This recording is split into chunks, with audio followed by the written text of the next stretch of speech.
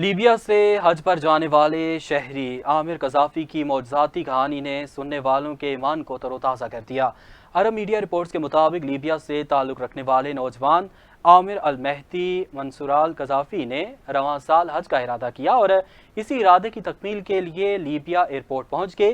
Libya airport پر عامر کو immigration حکام نے ان کی کنیت قذافی کے سبب انہیں سیکیورٹی مسائل کی بنا پر جہاز میں سوار ہونے سے روک دیا۔ جب عامر قذافی کی سیکیورٹی کارروائی مکمل ہوئی تب تک جہاز کے دروازے بند ہو چکے تھے، جس کے بعد طیارے کے پائلٹ نے دروازے دوبارہ کھولنے سے انکار کر دیا اور یوں یہ طیارہ عامر قذافی کے بغیر روانہ ہو گیا۔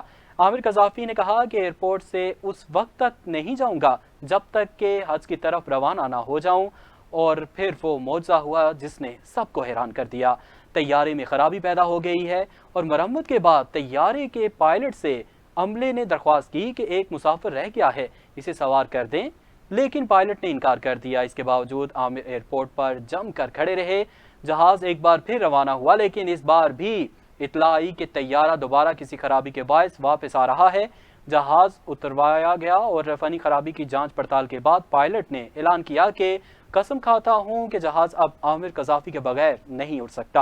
اس کے بعد حکام کی جانب سے جلد از جلد عامر قذافی کو سفر کے لیے کلیئر کیا گیا اور پھر طیارہ تیسری کوشش پر عامر کے ساتھ بغیر کسی فنی خرابی اپنی منزل کی جانب رواں دواں ہو گیا۔